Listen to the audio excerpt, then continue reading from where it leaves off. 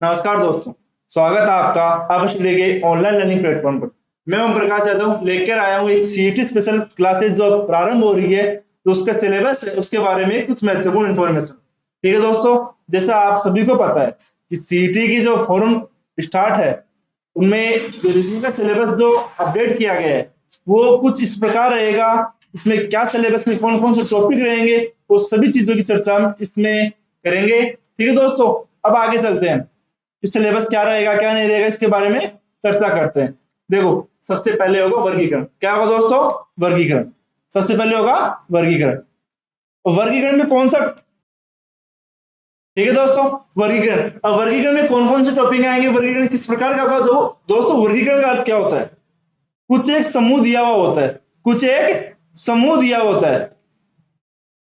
ठीक है दोस्तों, उस समूह में से एक विद्यार्थी को छांटना, ये किस में आएगा? वर्गीकरण में। कुछ एक समूह दिया गया है उसमें कुछ अलग को छांटना, या कुछ 3-4 स्टेप दी गई उसके बाद में कौन सी स्टेप आएगी वो किस में आएगा? वर्गीकरण में। ठीक है दोस्तों, फिर आता है वर्णमाला फ्रैक्शन, तो हम इंग्लिश में बोलते हैं ना अल्फाबेट, वो इसमें आएगा वर्णमाला फ्रैक्शन। वर्णमाला फ्रैक्शन में क्वेश्चन अनेक प्रकार से क्वेश्चन आ सकते हैं। ठीक है, एक के बाद एक सीरीज देखिए, लुप्त संख्या को ज्ञात करना, एरर्स को ज्ञात करना, ठीक है, संबंध ज्ञात करना एक दूसरे में, वर्णमाला में किस में कौन सा संबंध रहेगा, वो सब किस में आएंगे? वर्णमाला परीक्षण। इसके बाद में दोस्तों आता है एक रक्त संबंध। क्या आता है? रक्त संबंध। रक्त संबंध से आशय होता है जो हमारे रिलेटिव होते हैं, रिश्ते नाते होते हैं, उनके बारे में हमारा ज्ञान कैसा है, उस प्रकार से क्वेश्चन को पूछना। रक्त संबंध में क्वेश्चन हो गए कि तस्वीर की तरफ इंगित करते हुए हो गया, या आपका संबंध किसी से पूछ रहा है, वो सभी किस में आएंगे? रक्त संबंध में। उसके बाद दोस्तों आता है कोडिंग और डिकोडिंग। ठीक है दोस्तों, कोडिंग और डिकोडिंग में होता है अल्फाबेट और मैथमेटिकल डिजिट्स का समावेशन, 1:2, ठीक है, और A:B। ये किस में चलेंगे? कोडिंग और डिकोडिंग में। ठीक है दोस्तों, उसके बाद में जो नेक्स्ट जो आपके सिलेबस में जोड़ा गया वो दिशा ज्ञान परीक्षण।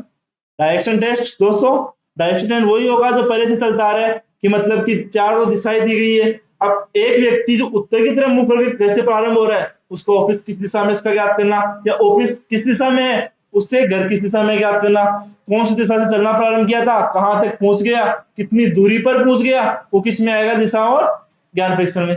फिर आएगा नंबर रैंकिंग और स्क्वायर्स।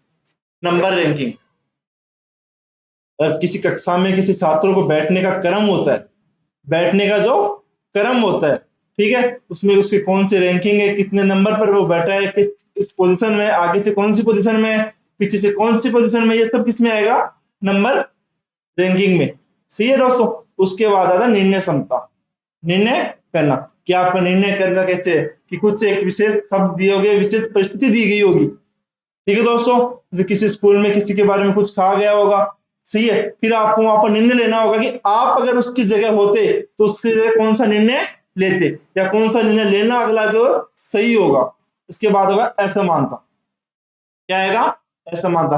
कुछ आकृतियां होगी, कुछ डायग्राम्स होंगे, कुछ चित्र होंगे, कुछ अल्फाबेट्स होगी, उनमें 3 में तो कुछ संबंध दिया होगा और एक होगा सबसे अलग, या 3 अलग होंगे, एक सही होगा उनमें से। सही है, उन सभी को ज्ञात करना किस में आएगा? असमानता में। श्रृंखला अनुरूप बनाना, एक के बाद एक श्रृंखला बनती जा रही है। फर्स्ट श्रृंखला से दूसरी श्रृंखला का संबंध होगा, दूसरी श्रृंखला से तीसरी श्रृंखला का संबंध होगा, तीसरी से चौथी का संबंध होगा, चौथी से पांचवी का संबंध होगा।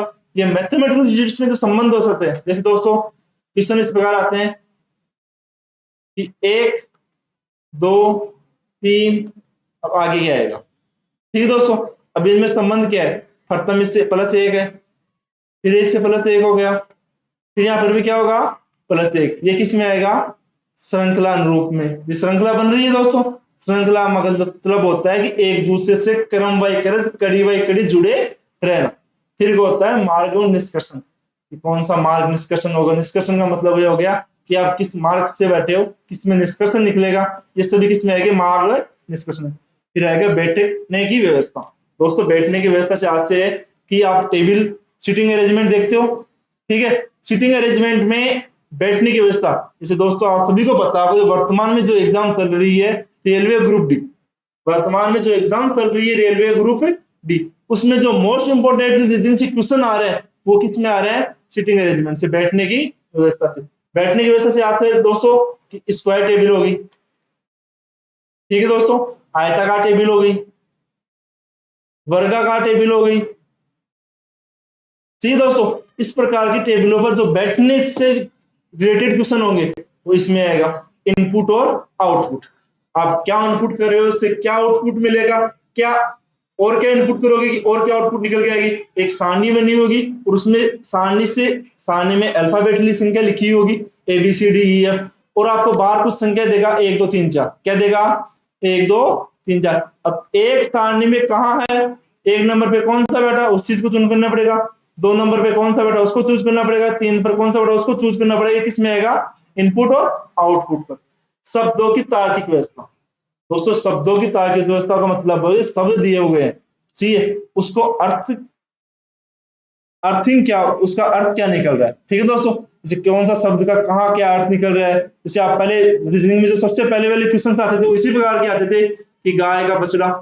सही है, तो अनेक शब्दों को इसी शब्द से दर्शाना है कि जो इसका संबंध क्वेश्चन जो पूछ रहा है वही संबंध जो क्वेश्चन आंसर दे उसी में भी वो संबंध बने। वो किस में आएगा दोस्तों? शब्दों की तार्किक व्यवस्था में। दोस्तों आज से सभी को पता है कि सीईटी की एग्जाम्स भी डिसाइड की जा चुकी है, सीईटी की एग्जाम्स भी डिसाइड की जाती है। मैं ओम प्रकाश यादव अपॉर्चुनिटी की तरफ से ये आपको प्रॉमिस करता हूं कि जब तक एग्जाम्स होगी एक बार नहीं 2 बार तो इसका सिलेबस कंप्लीट कराना, और कम से कम इसके 3000 क्वेश्चंस करवाने की जिम्मेदारी हमारी होगी जो सिलेबस में होगा। सही दोस्तों, इससे क्या होगा, जब बच्चा सीईटी क्रैक करेगा या सीईटी को पास करेगा तभी वो राजस्थान की जो अन्य महत्वपूर्ण एग्जाम्स है उनको दे पाएगा। दोस्तों में पता है कि इसका सिलेबस बहुत बड़ा है। ठीक है दोस्तों, अब सिलेबस बड़ा है लेकिन रीजनिंग का सिलेबस बहुत लिमिटेड सिलेबस है। इसमें रीजनिंग का सिलेबस क्या है? बहुत लिमिटेड। समय नहीं है, लेकिन समय बहुत कम बचा है हमारे पास, इसलिए इसको पास करना भी अंतने आवश्यक है। ठीक है दोस्तों, ठीक है दोस्तों, अगर आपको ये इंफॉर्मेशन अच्छी लगी हो तो वीडियो को लाइक करें और चैनल को अधिक से अधिक सब्सक्राइब करें, और वीडियो को शेयर करना ना भूलें, जिससे कि ये अन्य लोगों तक ही पहुंचे और उसकी जानकारी बहुत से लोगों को पहुंचे। और जो अपॉर्चुनिटी पर आपको जो इसकी इंफॉर्मेशन चाहिए और कुछ चाहिए वो हमें मैसेज करे, कमेंट बॉक्स करे, जिससे कि हमें पता चले कि इसमें और क्या एडिशनल कर सकते हैं। ठीक है दोस्तों।